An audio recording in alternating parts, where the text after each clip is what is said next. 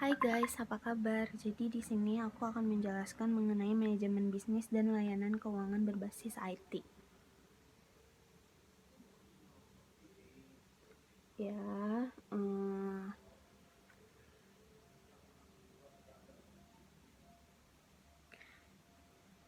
pertama-tama aku akan menjelaskan mengenai manajemen.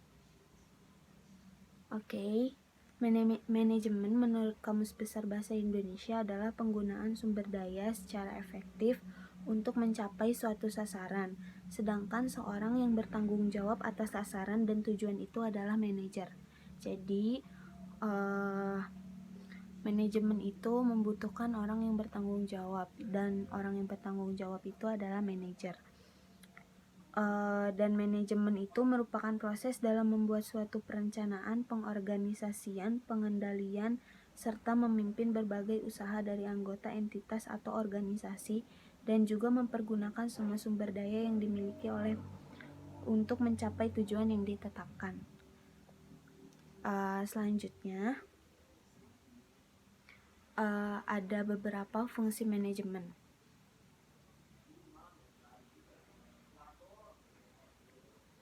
Oke, jadi di sini yang pertama adalah perencanaan atau planning.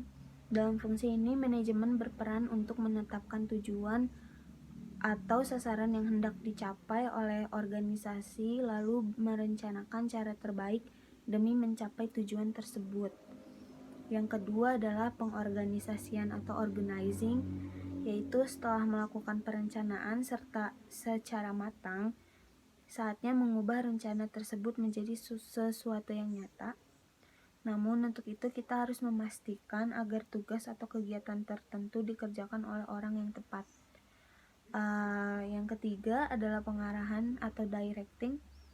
Pada tahap ini anggota tim sudah mengetahui apa yang dikerjakan demi mencapai tujuan perusahaan.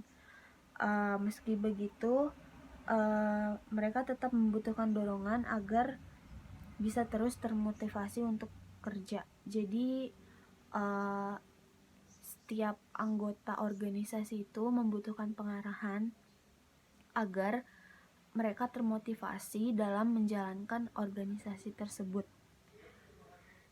Dan yang terakhir adalah pengendalian atau controlling.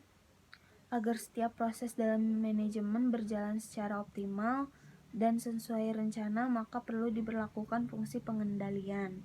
Umumnya, fungsi pengendalian itu meliputi 4 kegiatan, yaitu menentukan standar prestasi yang telah dicapai dengan standar prestasi yang telah ditentukan. Kemudian, di sini ada manajemen layanan. Oke. Manajemen layanan yaitu seperangkat kemampuan organisasi khusus untuk memberikan hasil kepada pelanggan dalam bentuk layanan.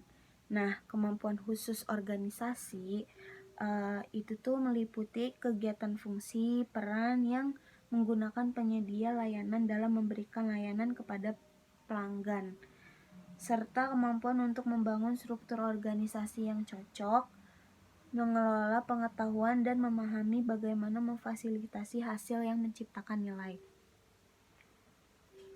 Kemudian ada manajemen layanan bisnis. Oke, manajemen layanan bisnis itu adalah suatu kegiatan dalam merancang, mengelola, mengoperasikan sebuah usaha atau bisnis yang mencakup semua pengaturan, baik dari dalam proses pengerjaan, pengelolaan, sampai cara mencapai sesuatu tujuan bisnis yang diinginkan. Jadi, manajemen layanan bisnis adalah layanan mengenai pengelolaan sebuah usaha atau bisnis yang meliputi proses kegiatan fungsi dan peran layanan itu sendiri. Kemudian ada manajemen layanan keuangan.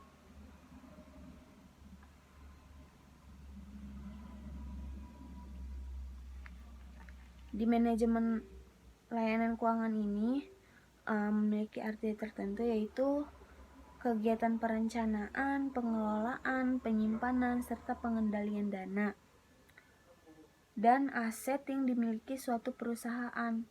Pengelolaan keuangan harus direncanakan dengan matang agar tidak timbul masalah di kemudian hari. Jadi setiap perusahaan itu pasti ada manajemen keuangannya. Jadi setiap perusahaan itu ada akuntansi, ada manajemen keuangan, dan manajemen keuangan itu tugasnya adalah untuk mengelola perencanaan serta penyimpanan, pengendalian dana dan aset yang dimiliki oleh perusahaan agar jelas bagaimana aset perusahaan itu digunakan. Dan selanjutnya ada manajemen bisnis dan layanan keuangan berbasis IT. Inilah yang kita maksud, guys. Jadi di sini jadi gue ngimpulin beberapa artikel mengenai manajemen layanan bisnis dan manajemen layanan keuangan, dan menyimpulkannya untuk berbasis IT. Jadi kesimpulannya adalah saat ini teknologi sudah mengalami banyak perkembangan yang pesat. Tidak hanya di bidang teknologi itu sendiri, tapi juga merambah hingga bidang-bidang yang lain, yaitu termasuk bidang bisnis sama keuangan. Nah, di bidang bisnis itu sendiri yaitu contohnya untuk perencanaan strategi bisnis. Jadi perencanaan strategi bisnis itu namanya nggak pakai IT. Soalnya kalau misalkan pakai IT itu mempermudah perencanaan strategi bisnis, mengatur rencana, dan juga meningkatkan efisiensi, mengurangi biaya, dan menciptakan hambatan untuk pendatang baru.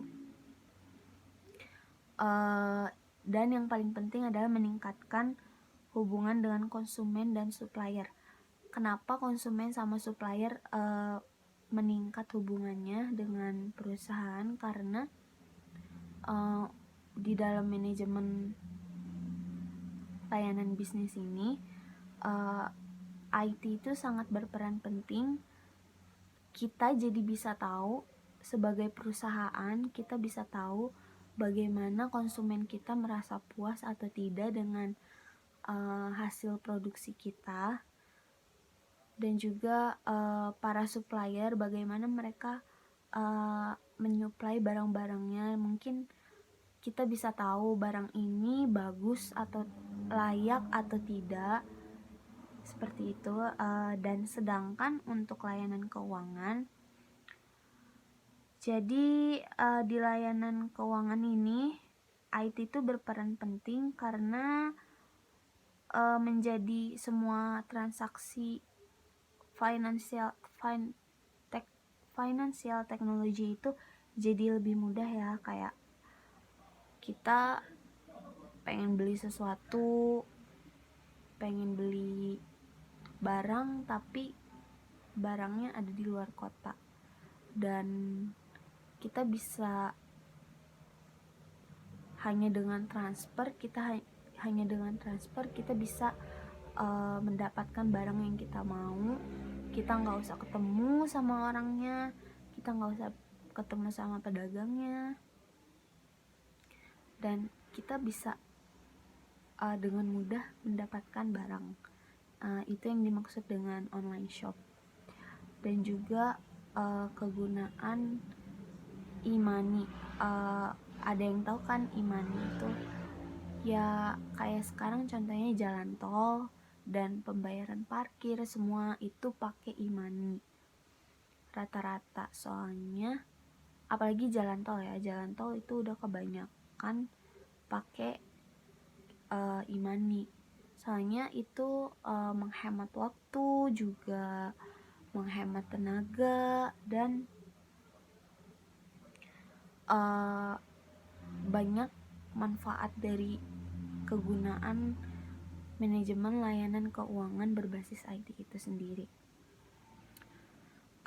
Mungkin cuma segitu penjelasan dari aku mengenai manajemen bisnis dan layanan keuangan berbasis IT.